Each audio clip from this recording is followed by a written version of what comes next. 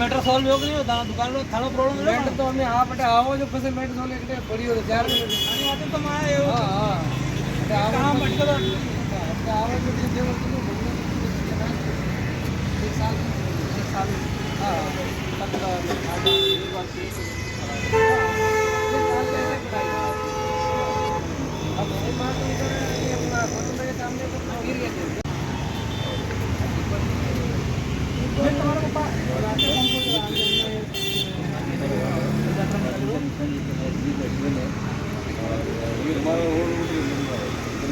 आपके इधर जिसका रहेगा उसको बोलेंगे हमेशा बात घर उधर आपके इधर आपको तो मालूम है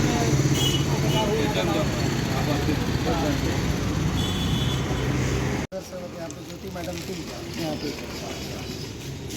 अभी शायद उनका एरिया बदल चुका है कुछ भी है लेकिन हम आप पे उम्मीद करते हैं ना कि आप यहाँ के लिए कुछ करेंगे और ज़रूर हम आपको जीतने की शुभकामनाएं देंगे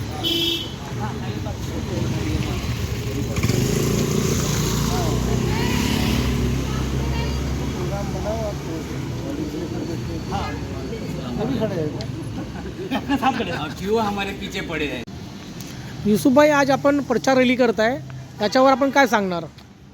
कमरभाई असं आहेत मी पत्रकार आहेत तुम्हाला माहीतच आहेत आणि पत्रकारिता करून मी जनतेचे आवाज उठवत आहेत पण सध्या तरी मला असं वाटतो की काहीतरी पद हवं आहे पद असेल तर मी ताकदीने माझे आवाज उठून शकेल. जनतेचे जे मुद्दे आहेत इकडचे जे मुद्दे आहेत वसई विरारचे सध्या आपण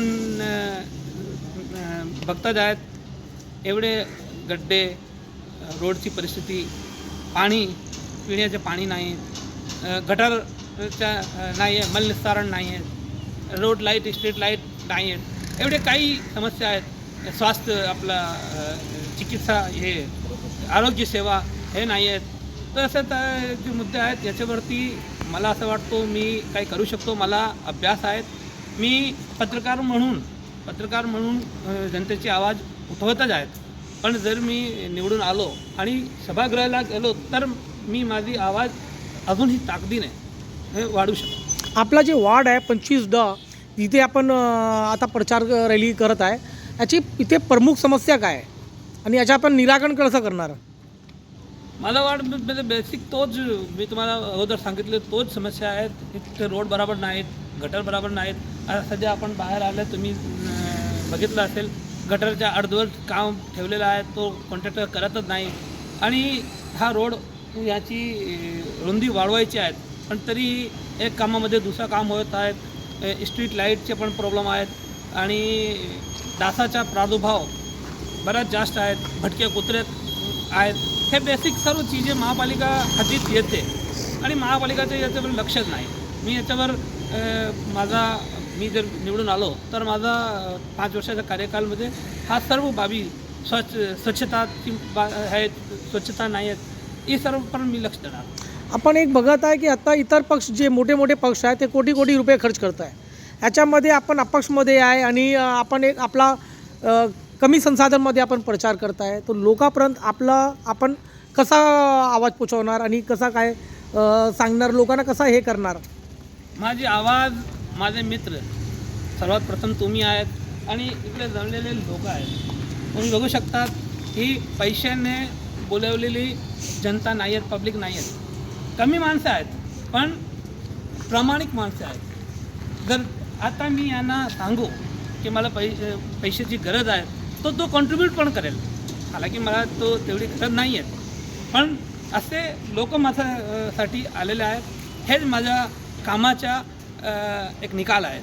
आपण डेव्हलपमेंटसाठी आपण काय सांगणार की डेव्हलपमेंटचे आपला रोडमॅप की विजन काय राहणार आहे क्षेत्रात आणि शहरातलं. एक तुम्हाला सांगतो मी खोटं बोलत नाही. खोटं असं आहे की जो एव्हरी डेच्या जो नॉर्मल डेव्हलपमेंट आहे तो गतीप्रमाणे चालतच असतो कुठलीही सरकार असो. 75 वर्ष झाले देश आझाद झाला हे त्यानंतर डेव्हलपमेंट सुरूच आहे पण तरीही डेव्हलपमेंट वसई विरार मी नेहमी सांगतो वसई विरारमध्ये हे